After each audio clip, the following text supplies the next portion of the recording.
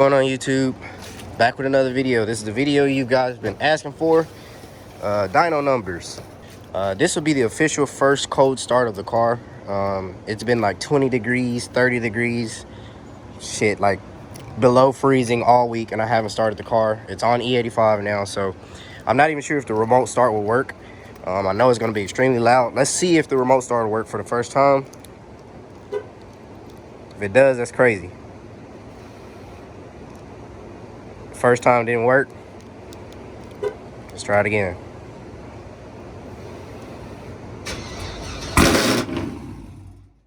Whoa. Okay, the second time. Man, it's a hard cold start right here. Let me just go on the inside and start the car. All right. Let the fuel pump prime. Because I know it's been a minute since I started this thing. Let's see if it starts up.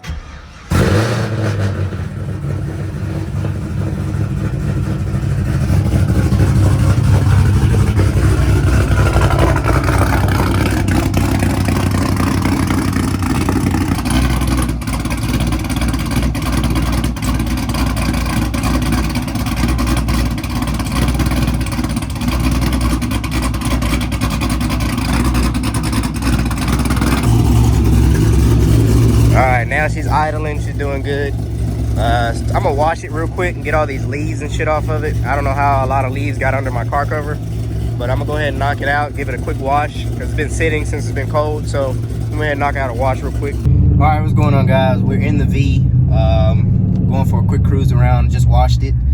I was gonna go ahead and reveal some numbers to you guys about the dyno, man. I know a lot of you guys were expecting some dyno numbers. I kind of teased you guys on the dyno vid. So I honestly haven't driven the V in a little bit just because the weather's been all crazy, but today is actually nice. I believe it's like 60, 70 degrees outside right now. It's pretty nice outside. It feels good.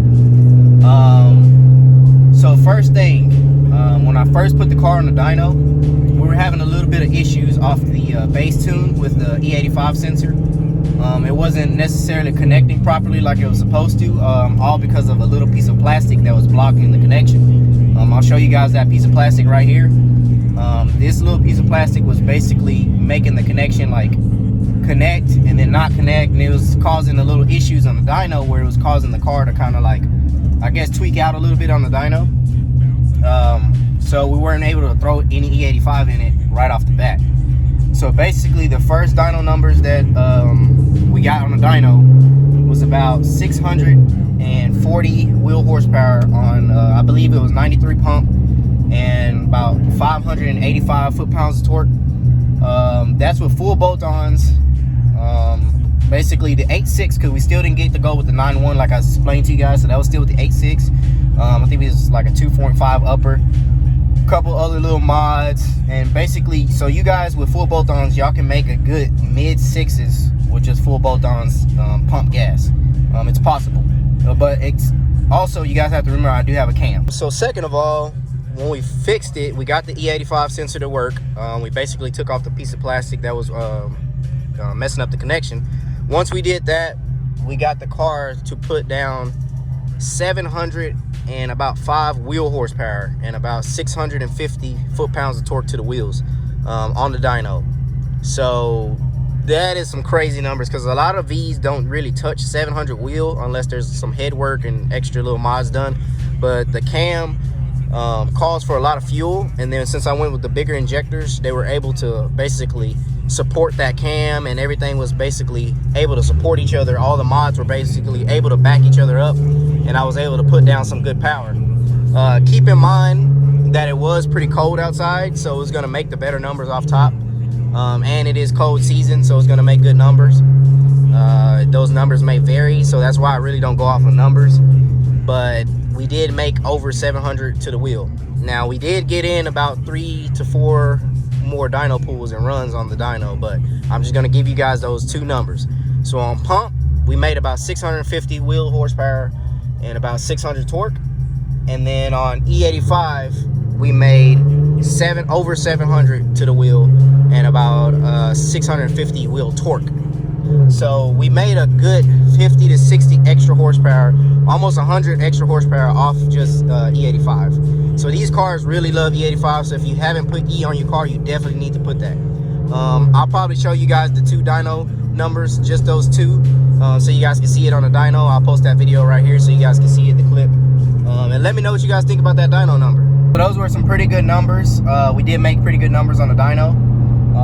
The car cruises fairly great. I'm cruising in it now. It drives pretty damn good.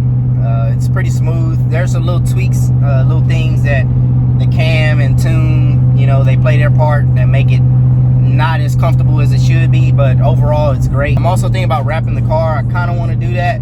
I really have a color in mind, but lately this little black and gold has been looking great. It really does look good, man. Some of you guys got to see it in person. The wheels and the color of the car just contrast each other very well.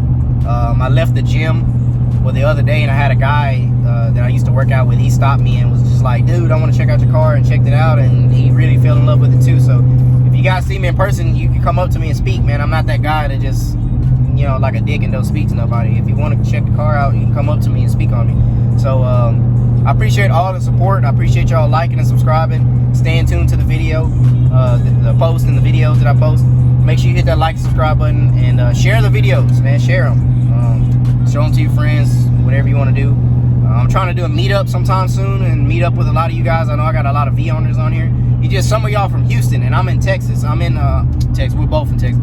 I'm in Fort Worth. I'm like in DFW area. So a lot of y'all from Houston, so that's caught up quite a drive for me. But I am trying to do a link up and a meet up with you guys. So stay tuned for that. And other than that, man, I appreciate y'all. All right, guys. So we're back at the shop again. We're having some slight issues with the V, man.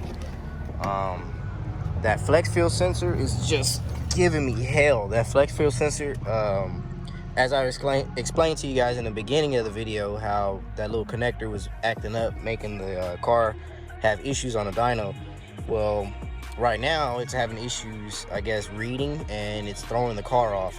And whenever you have E85 in the car and your flex fuel sensor is not reading correctly, that is just like a horrible situation. So we're back at the shop. Got to get this flex fuel sensor checked out. I gotta find the source to this little problem. We're thinking that it's probably a faulty connector or something, but we got to knock it out because it's a serious issue. So definitely got to deal with that. Currently that's what I'm dealing with right now. I'm gonna end the video off on this. We'll figure it out. It's getting late today, so we have to check this thing out, make sure we can get this thing back on the road running good. Because I definitely don't like it, because basically what happens when it doesn't run, when that sensor doesn't read correctly, throws the car off, runs like super rich, it can just run lean, it just runs all over the place just because it's not reading the correct fuel that's supposed to be in there. Because without a flex fuel sensor on this car, it's supposed to run on 93. Well, that fuel that's in there is totally different octane, so it's just throwing everything off. It's reading just not correctly. So definitely got to get that checked out. That's the thing, whenever you guys get your car modded, man, you got to keep one of these with you. You definitely want to keep one of these with you. I got this at Walmart for about $15 to $20, I think, maybe 30 bucks, I can't remember, but you definitely got to keep one of these with you if you got your car modded. This one specifically is pretty damn good because it reads all your values, basically all your numbers. You can read damn near everything from here. And basically I plugged it in and I got the code of P0178, which is faulty circuit, fuel circuit. So basically, let me see if that'll pop up. Get that to pop up. All right, so I couldn't get the code to pop up now because it's not popping up. We do have some red. This is just the readiness to show everything's ready. Of course, we don't have the O2s, the rear O2s, stuff like that. Some of this stuff is cut off from tuning. But as far as the OBD, basically I had a code for low fuel circuit component. So basically that would be the flex fuel sensor. That's what I'm trying to figure out currently. So definitely gonna leave this here, try to figure it out, and then we'll go from there, guys. But modding cars, man, it's a headache sometimes. It's not always great. It doesn't always go your way. Sometimes you have little issues like this, little quirks. But make sure you guys check out Elfor's Muffler Shop, man. This is where I get most of my work done at. They take care of me pretty good here, so make sure you guys check them out. If any of you guys have questions on what I got done where I got it done, just ask below. Just comment down below. I'll tell you. I'll let you know.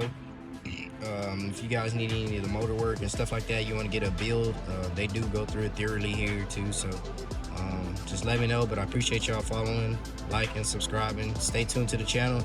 Stay tuned for the next video. I know y'all want to see some races, but I got to get the dang car running top notch before I can do some runs, man. We got to make sure everything's running correctly. So, but I appreciate y'all.